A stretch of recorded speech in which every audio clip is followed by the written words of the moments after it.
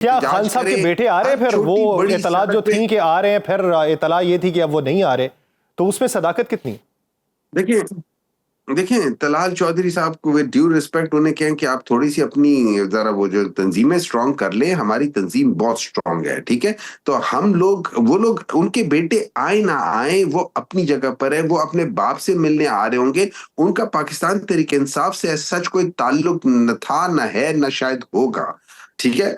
मेरे लिहाज से ये इंपॉर्टेंट बात है कि हम एज अ तंजीम, हम एज अ पॉलिटिकल पार्टी, हम जो बिल्कुल बेसिक फंडामेंटल यूनिट है जिसको हम वार्ड कहते हैं, उस लेवल पे जाके हम लोग एहतजाज करें। और पाकिस्तान में जितने वार्ड्स हैं ये प्रॉब्ली कोई 10-15 हजार के करीब होंगे। हर एक मेरे ख्याल में यूनियन काउंसिल में है 1000 यूनियन काउंसिल, हर यूनियन काउंसिल में 10-15 होंगे। तो 10-15 हजार जगहों पे एट अ टाइम हम लोग एहतजाज करें।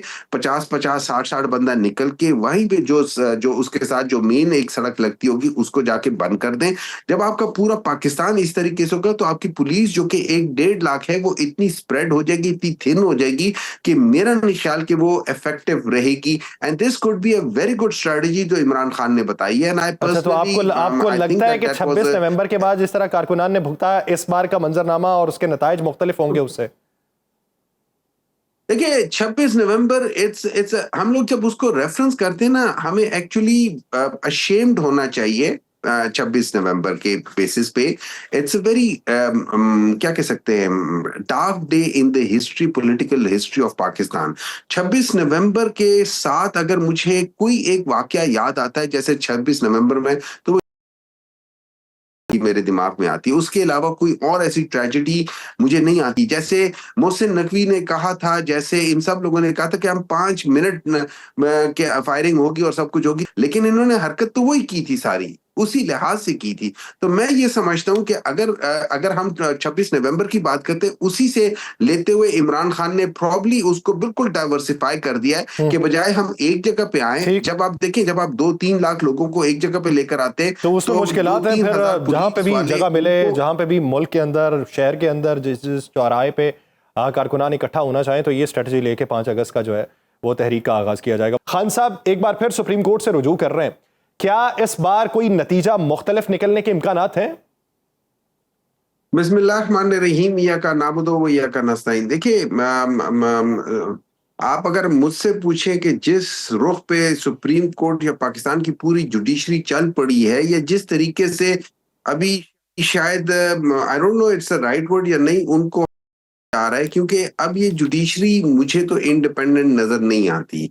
इसके अंदर जिस तरीके से ये एक एग्जेक्टिव जुडिशरी का इम्पैक्ट आता है। लेकिन चले थोड़ा सा टेस्ट, वो कहते हैं ना लिटमस टेस्ट, तो आता रहता है। अभी ये जिस तरीके से ये 10-10 साल के बगैर, आई डोंट नो कि लोअर जुडिशरी किस तरीके से काम करती है पाकिस्तान में। हालात तो पहले भी अच्छे नहीं थे, लेकिन उन्होंने जो किए हैं और जिस तरीके से हम लोगों ने देखा है कि एक आदमी कह रहा है, अब ये याद रखना, आपका प्रोग्राम में लेट्स से बड़े गिने चुने लोग, आप 5-6 इस बंदों को, बहुत ज्यादा 3-4 बंदों को अपने प्रोग्राम में लेते होंगे। अब उसमें कोई बंदा भेस बदल के आके आपके प्रोग्राम में बैठ जाए और कह के जी मैं उनके प्रोग्राम में इस तरह भेस बदल के बैठा हुआ था और मैंने सारी चीजें वहां देखी है।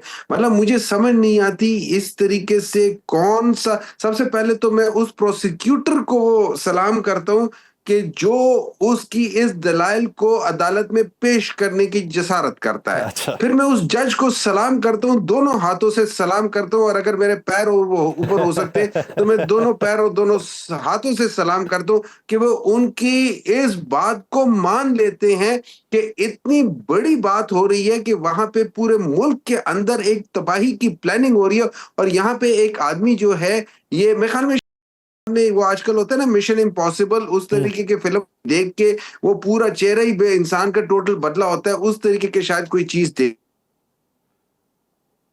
सामने हाई कोर्ट में, और उनके केसेस टाइम से लगेंगे, फिर उसको किस तरीके से करते तो हमें थोड़ा सा पता चल जाएगा कि क्या अभी भी थोड़ी सी सांस बाकी है जुडिशरी में, या बिल्कुल लेकिन ही सर अगर मुर्दा देखा जाए हालत होती जा रही है। सरगोदा और लाहौर के फैसले जो हैं, उसके जो नताइज रहे और फैसलाबाद के हवाले से जो इम्कानात का इजहार किया जा रहा है, इसमें पाकिस्तान तहरीक इंसाफ के रहनुमाओं को सजाएं तो मिल रही हैं, सिवाय एक शाह महमूद कुरैशी साहब के केस में। तो आप क्या समझते हैं कि मुश्किलात जो हैं वो गेयर अप हो चुकी?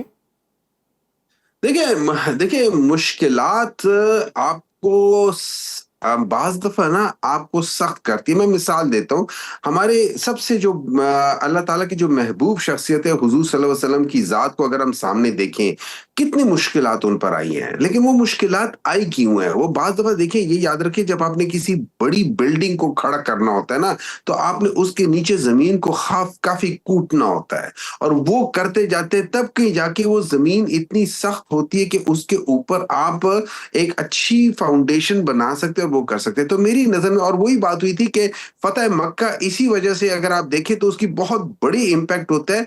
और ये याद रखें कि उस सारे प्रोसेस के बाद आप देखें कि जो लीडरशिप आई, कि इवन जो गुलाम था वो भी एक बहुत बड़ा लीडर बन गया। उस लिहाज से किस तरीके से उन लोगों ने पूरी दुनिया के अंदर एकदम लीडरशिप फहराई, सबसे बड़ी विद इन 50 ईयर्स ऑफ हुजूर सल्लल्लाहु अलैहि वसल्लम, आपने अपने दाएं और बाएं जो सबसे बड़ी सल्तनतें थी, चाहे वो ईरान की थी या चाहे वो इसकी थी, रोम की थी, आपने उनको जेर कर दिया। ये वो लीडरशिप ही थी जो उस कुंदन में से गुजर के निकली थी। तो मैं तो ये समझता हूं कि मेरी नजर में ये बहुत इंपॉर्टेंट था पाकिस्तान तहरीक इंसाफ के लिए और इमरान खान के लिए भी।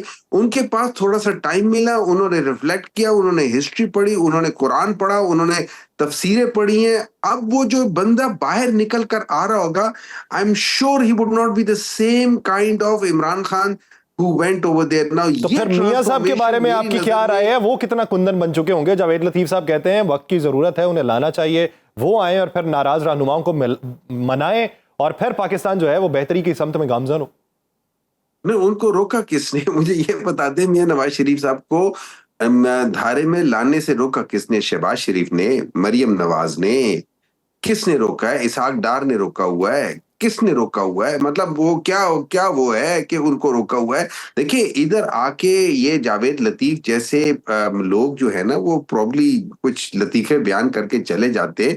आई would like to ask him कि जावेद लतीफ साहब, आप ये बात किस तरीके से कर रहे हैं? मतलब do you even have a clue कि what you are talking about?